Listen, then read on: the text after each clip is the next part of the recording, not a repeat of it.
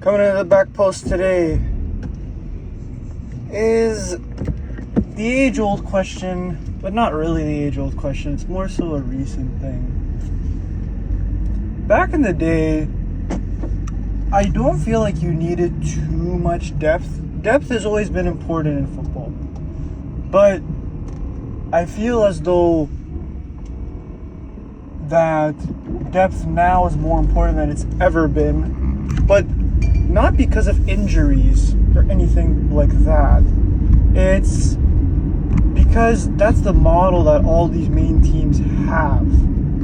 But it's not as simple as you need to have two 11s and then you're set. No, because if you see the way that top sides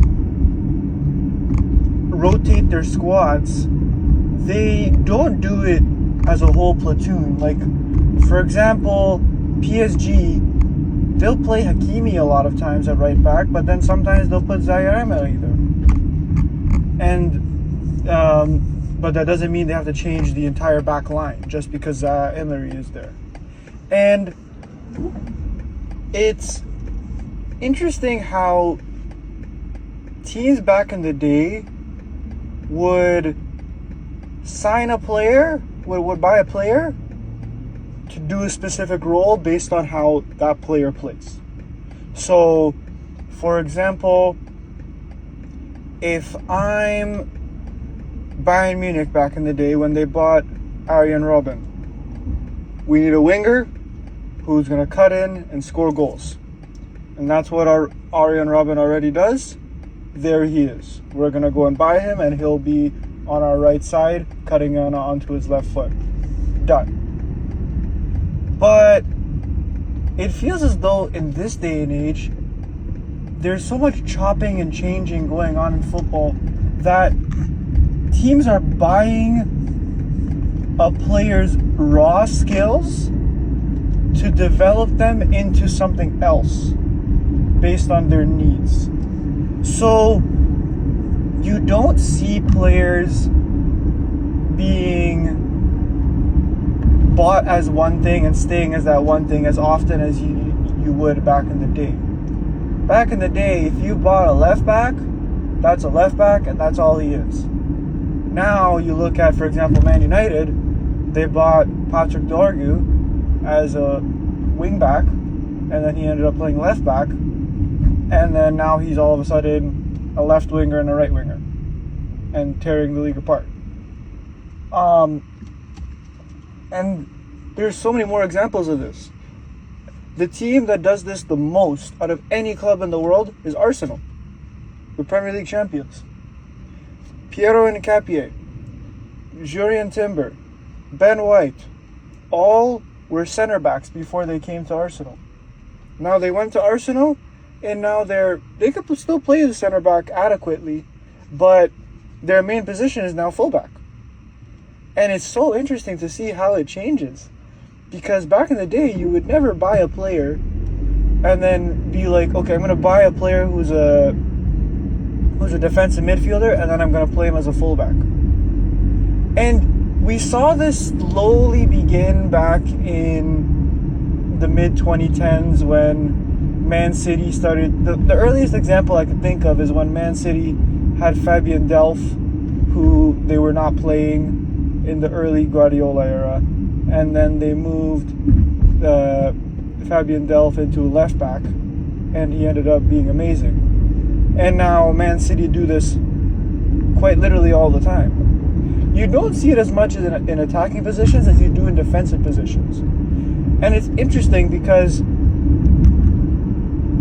it almost brings into question, is there much disparity between the different positions in the back line? And given how skillful the fullback position has become, that's because a lot of fullbacks now either used to be central midfielders or are central midfielders. And you need to be really skilled and be really good on the ball to be able to play in the midfield. And that's why we see the elevation of left backs and right backs now. And I don't think it's too far-fetched to eventually see some defensive midfielders end up becoming center backs, and having center backs become really skillful on the ball. But I don't think we're there yet, because a lot of teams you see, they'll have their defensive midfielder drop into in between their center backs, almost playing as a pseudo center back, where eventually I feel like they're just going to start up like that with a back three, but then you have that libero position as a DM who can step up and also step back if need be. But it's really interesting, in my opinion, to see how football has shifted in that way, and how player development has reached a point where teams change players based on what that player is good at. And sometimes it works. Like, the really good teams are very good at that. For example, I look at Barcelona. Jules Koundé was a center back, and then they bought him, and now he's their right back. He's been playing right back there for 2 years now. Another example, Matheus Nunes for Man City. Man City bought him when he was from Wolves as an attacking midfielder. Now he's a right back, and he's arguably one of the best right backs in the league. It's baffling, but then there's bad examples of it. When you see Man United try to play Ahmad as a 10 when he was a winger, but then when he played as a wing back, he played very well. Or you might look at, like, of course, in a front line, like, you'll occasionally have your winger try to play the striker, depending on what you're doing. But, like, bad examples of this are, like, when Newcastle were trying to move Anthony Gordon to striker when he was in the middle of a 14-month open play goal drought in the Premier League. It's a staple of truly great teams who can take skills and then turn it into something that is useful for them in a different position. And that's arguably what I feel might be happening with Anthony Gordon right now, where I see that Barcelona are interested in him. He's not a skillful player, but they see some use for him in a specific type of role, possibly in a different position. And that's why a lot of teams are interested in raw skills. Like Yan Diomande, is he the finished product? Is he a refined goal scorer or playmaker, anything of that nature? Not yet. Do I feel like he'll get there? I hope so. He seems like a very good player, but he's not there yet. But he has the raw skills so that he can play all across the front line. That's why a team like Liverpool wants him, so they could use him in different positions, because he's very versatile. Like right now, Man United are interested in a midfielder named Ederson. And the reason why they want someone like Ederson is because he's versatile. He can play in a more attacking role, he can play in a more defensive role, he can play as an 8, who's box to box. And that's the versatility. Like, every player in this day and age needs to be versatile, needs to be able to track back, needs to be able to do a little bit of everything. There's no players anymore with significant flaws being able to play on a really good team. Because really good teams, if a player has a flaw, they help them improve on that flaw and also put them in a position where their flaws are masked and their good skills are accentuated. So, for example, with Matheus Nunes, Man City saw how good he was, how good his passing range was, and how good he could hit a long ball, and that he played with some aggressiveness and some tenacity. So, is that useful as an attacking midfielder? Yes. But you also need to consider who he's going up against when he's an attacking midfielder. He's going up against some of the best attacking midfielders in the world, in Phil Foden and Bernardo Silva and Omar Marmoush and players like this. So they said, okay, that's not going to work. Let's try him at a right back, because these are skills that we need out of our right back based on the way that we play as a team. And so they put him at right back, and he's been sensational.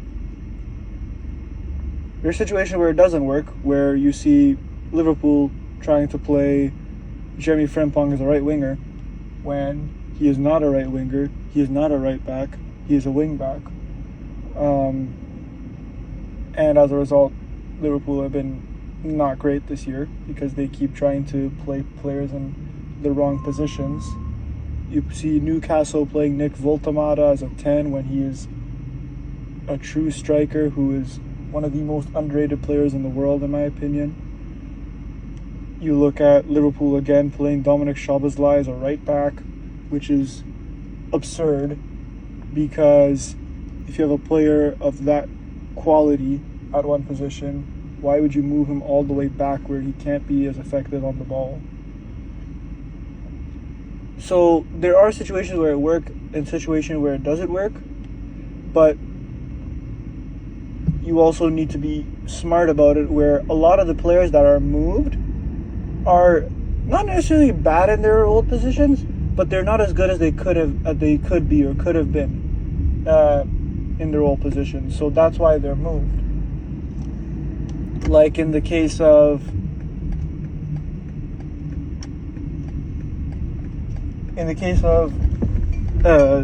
Matheus Nunes, he wasn't doing very well at Man City at first, and then he got moved, and now he's incredible for them.